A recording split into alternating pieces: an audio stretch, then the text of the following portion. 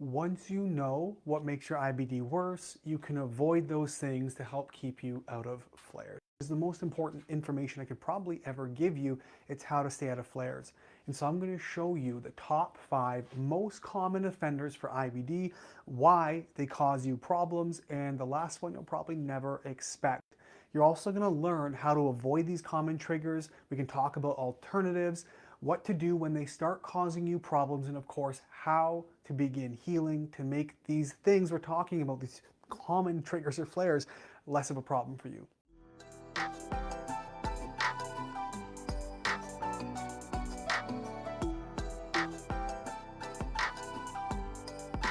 Now, if you don't know me, my name is Josh Deck. I'm an IBD specialist, medical lecturer, and physician consultant for Crohn's, colitis, and severe IBS. Now, my team and I have helped reverse hundreds of cases of IBD, and we can help you do it too, because I'm telling you, I promise you from the bottom of my heart, this is not an irreversible condition that you're stuck with. It's just an inflammatory condition that has a root, like all other things.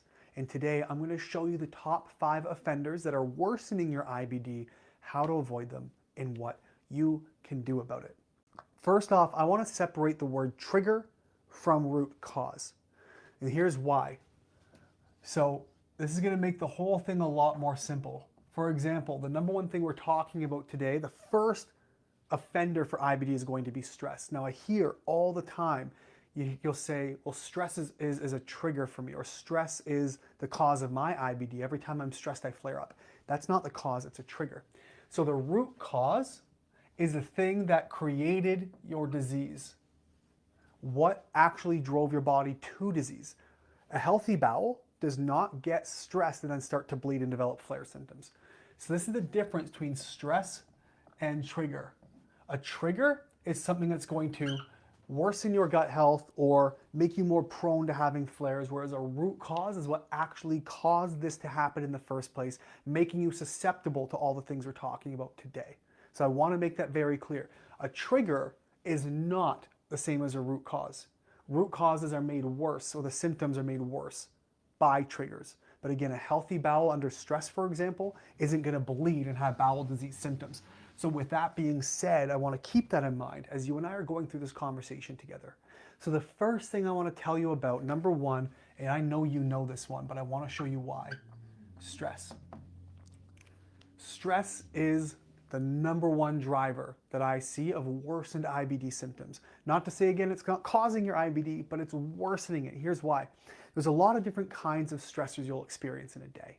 There can be a lot of things. It can be physical stress, it can be emotional, it can be immunological stress, like maybe getting the flu, it can be sleeplessness, so things like hermetic stress even, where going to the gym is a good stressor for your body, but it's still stress.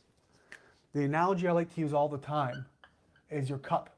Your body's like a cup of water. And you have all these things that are filling it up. When it gets to the top, it overflows and causes disease. Well, stress fills that cup.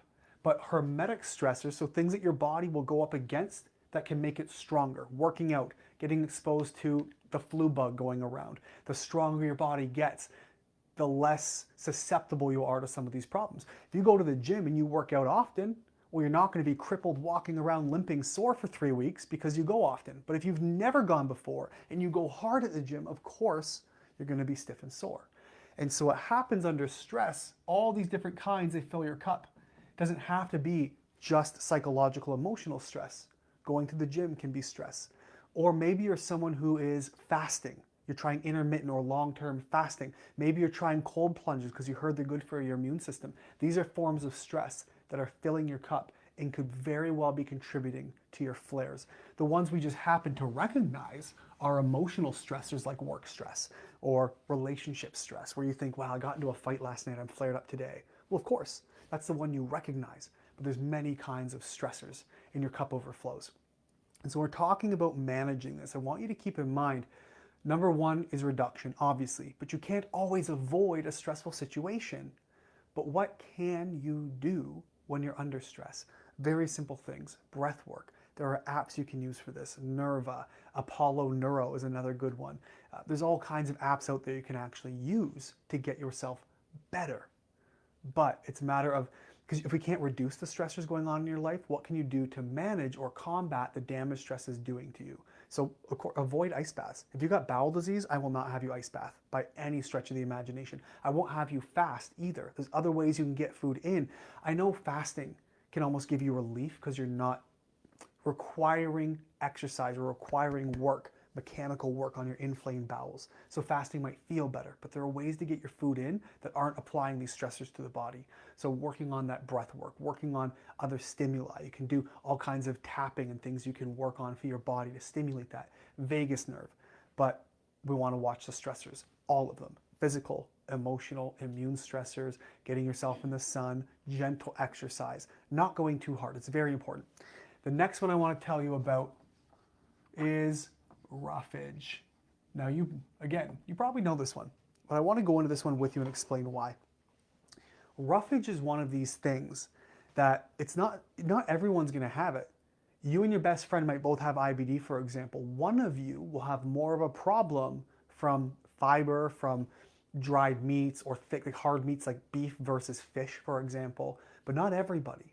And this is what you have to really important distinction. I want to say roughage. So in general, when you got IBD, the first thing I want you to do, cook your foods, skin your vegetables, get soft foods, things you would think about feeding a toddler. Your gut is inflamed. Think of it this way: if I sprain my ankle and I got to walk up a flight of stairs, it's going to hurt, but I can get through it.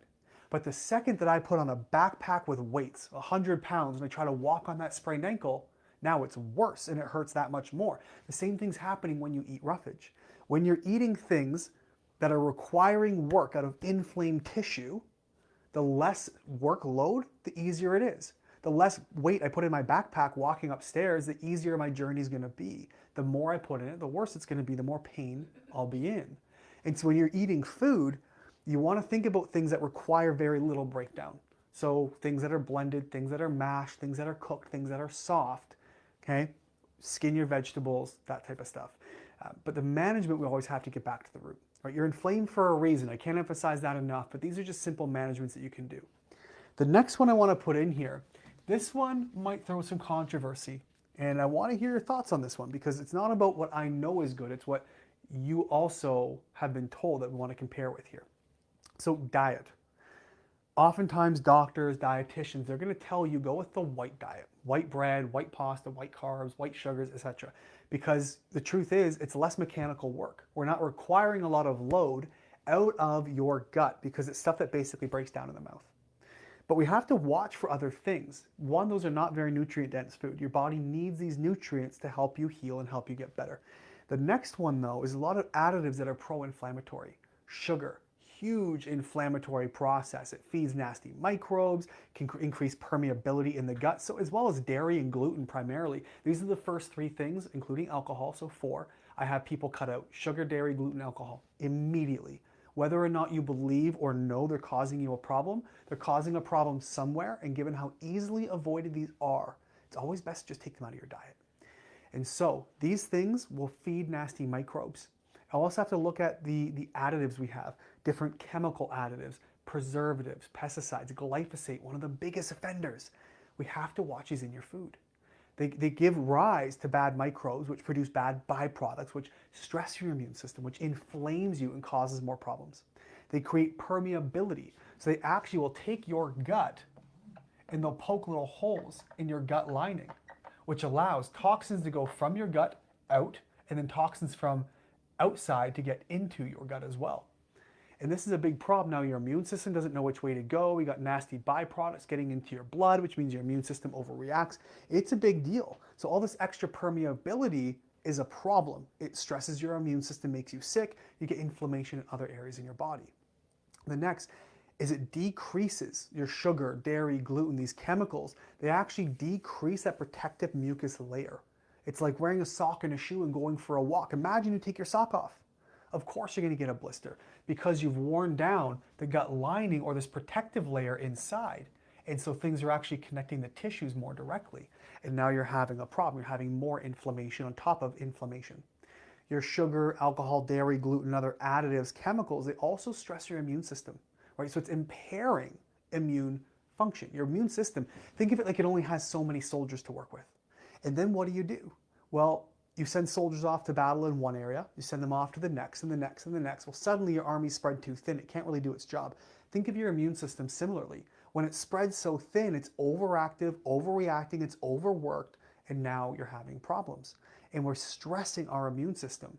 Keeping in mind, 70% or so of your immune cells are made and matured and grown inside your gut. Well, guess what? If they're marching all over the place and your gut's not even healthy, you're not producing good soldiers either. So your immune system becomes more stressed, it overreacts, it can contribute to more inflammation and imbalance. These other things, especially like sugar, will also alter the pH of your gut. Inside your intestines here, it's through this very fine ecosystem. You got trillions of microbes who are living in harmony, doing their jobs. However, they like to live. Picture, I'm from Canada. It snows here. It gets colder than the surface of the moon here. But imagine I go to Ecuador, where suddenly it feels like the surface of the sun. And so what happens, I go from surface of the moon to surface of the sun. My body can't handle it. I'm not equipped for that. What happens, your gut likes to live in a certain ecosystem, a certain type of climate. What happens when you change the pH, typically you're bringing it down and making it more acidic. It's going to give rise to a lot of these nasty microbes, which then overgrow and start to cause problems because they produce bad byproducts, which make you inflamed. And we have to watch that. So the first we've talked about, these are the obvious ones: stress, roughage, and other parts of your diet. So sugar, gluten, dairy, additives, alcohol. The next two you may not have heard of. I hope this next one you have. I really have. And the last one is going to surprise you. You might actually get mad at me for it. And I hope you do, because I'd love to talk about this a bit more. Now, if at any point you have questions, drop them below. I want to make sure you have a chance to ask those questions. So the next one I'm going to tell you about here is NSAIDs. This stands for non-steroidal anti-inflammatory drugs. Think naproxen, ibuprofen, like your Advils, those types of things. Here's the thing. This is one of the top things you should be told from your GIs and your gut health team at the hospital. But oftentimes they neglect this or miss this or forget it. And that's a huge problem. In fact, if you're familiar with one of the functional medicine OGs, Dr. Andrew Weil, he actually gave himself bloody bowels from taking too much NSAIDs, ibuprofen. A lot of aches and pains going on in the body. Instead of addressing the roots, this is what got him to functional medicine. He was a traditional physician. He was severely overweight. He was sick, aches and pains, taking the drugs like recommended, caused bloody bowels, and gave himself colitis because of the over NSAID use. This damages that gut lining. We just talked about this. Imagine your gut has a layer or a lining in it. It's like a sock in a pair of shoes. If you go for a walk in your shoes without socks, that rubs and rubs and rubs, it gets red, your foot will blister, and it will bleed. But if you put a sock in there, you're protected. The same thing happens in your gut. This mucus layer protects them, but these NSAIDs actually damage that lining. It increases permeability, again, like we just talked about. It actually, NSAIDs like ibuprofen, you take them for aches and pains. It helps with, it's anti-inflammatory. In the gut, it is pro-inflammatory inside your digestive system. So you're already inflamed, then you're taking NSAIDs like ibuprofen or something else, and you're making your inflammation worse. You're pouring gas on the fire and wondering why it's burning down. So you have to watch for these, okay? Another thing it does is it can, of course, increase bleeding, but it also disrupts that microbiome. We talk about this very delicate ecosystem living inside of your gut. Well, guess what? You get an increase of the bad guys and a decrease of the good guys when you're taking things like ibuprofen into your body. And of course, you're going to be inflamed. And it contributes to these problems. We really have to watch for these. The last one, this one is going to surprise you. Probiotics. Probiotics can be a huge, huge problem in IBD. And I'll tell you why. I hear all the time, well, I got to take your probiotics. Make sure you're taking your probiotics. They're good for your gut. But here's what we need to know. Probiotics are not always good. Probiotics are living organisms.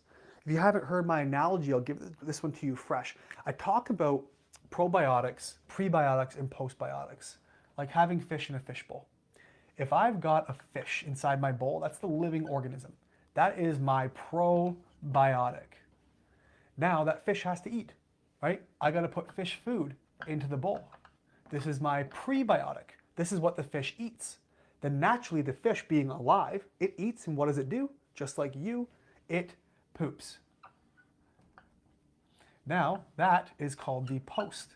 postbiotic. So prebiotics are the fish food, probiotics are the fish, the living organism, postbiotics are fish poop. Inside of your gut, the microbes are the probiotics, the things we consume. And what happens, the prebiotics they eat, postbiotics they poop. When you take a bunch of probiotics, what do? You're putting a whole lot of fish inside of the fish tank. And we don't know, do they belong there? How many species are there? Are we altering the ecosystem? What's happening when you're adding a bunch of living things into a delicate ecosystem? Even helpful things that may not be helpful for you. I've had clients who have come in who have actually taken probiotics and bled profusely, like cups a day, like to the hospital, emergencies, needing transfusions because they cause so much bleeding. We also have to consider what happens in the ecosystem. The big fish eat the little fish. Some fish will eat each other. Well, we have certain microbes, for example, like Lactobacillus reuteri. This is known as a bacteriocin. So it actually will gobble up and destroy other microbes that shouldn't be there. Well, when they destroy them, think of it like popping a balloon full of confetti. What happens when you pop that balloon, all that confetti, it goes everywhere. Now your immune system has to jump all over the place like freaking Seabiscuit to try to clean it all up.